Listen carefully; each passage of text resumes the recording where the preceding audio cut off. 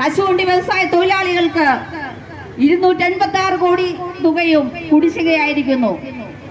മാസം മാസം അംശാദായം അടക്കുന്ന ക്ഷേമനിധി തൊഴിലാളികളുടെ തുക വകമാറ്റിക്കൊണ്ട് സർക്കാരിന്റെ ദൂർത്തിനു വേണ്ടി ചിലവഴിച്ചുകൊണ്ട് പാവപ്പെട്ട തൊഴിലാളികളുടെ ക്ഷേമനിധി തുക വകമാറ്റി ചെലവഴിച്ച് വളരെയധികം കടക്കടിയിൽ ജനങ്ങളെ വീഴ്ത്തിക്കൊണ്ടിരിക്കുന്ന അവസ്ഥയിലാണ് ഇപ്പോൾ പുതുതായി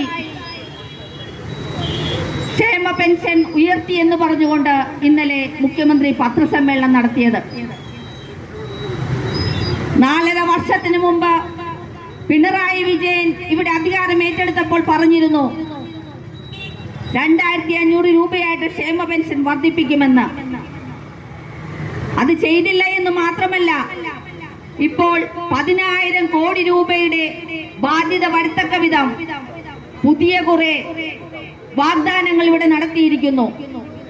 4.5 ലക്ഷം കോടി രൂപ കടമുള്ള കേരളത്തില് സർക്കാർ ജീവനക്കാരുടെ DA കുടിശ്ശിക കൊടുക്കാൻ പറ്റാത്ത ഇത് കേരളത്തില് എങ്ങനെയാണ് ഇന്നലെ മുഖ്യമന്ത്രി പ്രഖ്യാപിച്ച ഈ ക്ഷേമനിധി ഈ പദ്ധതികൾ നടപ്പിലാക്കുക എന്നുള്ളത് ആർക്കും മനസ്സിലാകുന്നില്ല.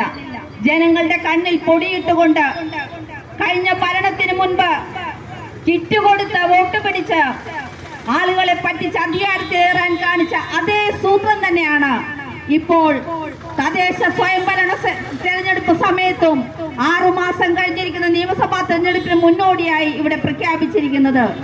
ഇനിയും നമ്മൾ ഈ തട്ടിപ്പിൽ വീണുപോയാൽ നമുക്ക് വീണ്ടും ഒരു 5 വർഷം കൂടി ഇവിടെ ഇവരുടെ ദുർഭരണം സഹിക്കേണ്ടി വരുമെന്നുള്ള കാര്യം ഏവരും മനസ്സിൽ വെച്ചുകൊണ്ട് വേണം ഇനിയുള്ള നമ്മുടെ പ്രവർത്തനങ്ങളെന്ന് ഞാൻ വിനീതമായി അഭ്യർത്ഥിക്കുകയാണ്.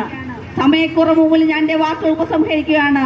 ഈ ജാഥ നയിക്കുന്ന സനൽ നെടിതറയ്ക്ക് എല്ലാവിധ അഭിവാദ്യങ്ങൾ അർപ്പിച്ചുകൊണ്ടും അതിൽ പങ്കെടുത്തുകൊണ്ടിരിക്കുന്ന എല്ലാ പ്രവർത്തകർക്കും ഹൃദയം നിറഞ്ഞ സ്നേഹാഭിവാദ്യങ്ങൾ അർപ്പിച്ചുകൊണ്ടും ഞാൻ എന്റെ വാക്കുകൾ ഉപസംഹരിക്കുന്നു. നന്ദി, നമസ്കാരം.